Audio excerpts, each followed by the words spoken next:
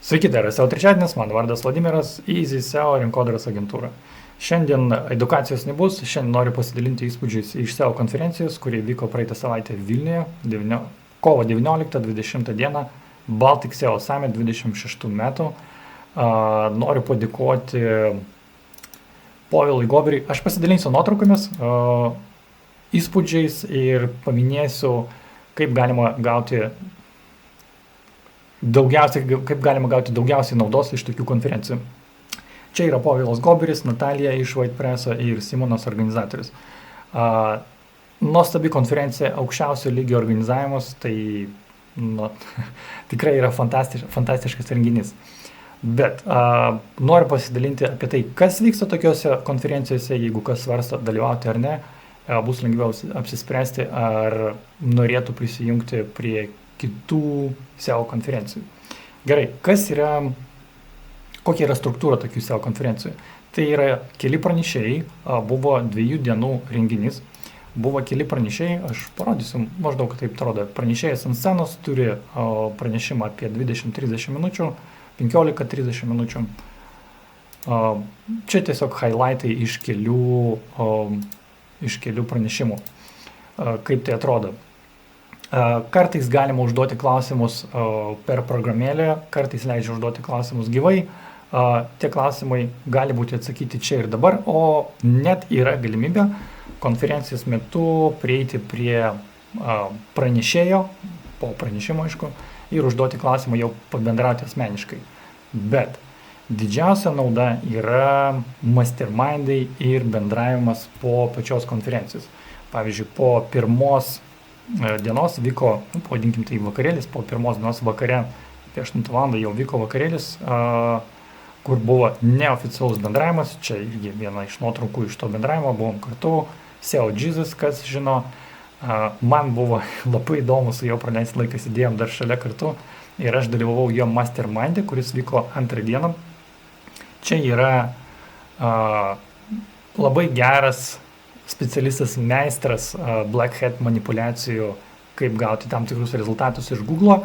Labai įdomus bendravimas, bet bendravom praktiškai ne apie manipulacijas, o apie tai, kaip kitos agentūros susitvarko, kokius procesus daro. Ir beje buvo jo pranešimas, mastermind'e pranešimas ir plus klausimai apie agentūrų augimo procesus, kaip kitos agentūros sprendžia vidinius procesus, kaip pasidalina atsakomybėm, kaip atrodo jų staffas, kaip atrodo agentūra iš vidaus. Štai taip atrodo mastermindai, čia yra 2 dienos mastermindai. Formatas yra toks, kad galima užsirašyti į pageidaujamą mastermindą. Privalumas šios konferencijos, kas vyko Vilniuje, Lietuvoje. Tai, kad tu laisvai gali užsirašyti, vietų tikrai yra. Pavyzdžiui, kas vyksta SEO Vibes, kai buvo paskelbta, kad galima užsirašyti mastermindus, vietų nebeliko praktiškai per 10 minučių. Čia laisvai galėjau užsirašyti, štai taip atrodo, dar turiu porą nuotraukų, parodysiu, kaip atrodo mastermindas, mažos grupės, kur galima pakalbėti savo rūpimo temą ir užduoti klausimus. Beje, čia yra viena iš nuotraukų, kaip atrodo dashboardas, padariau, taip grįžtu prie vienos nuotraukos. Įdomiausiai, kaip pasakoja apie savo patirtį, kaip jie kūrė ataskaitas.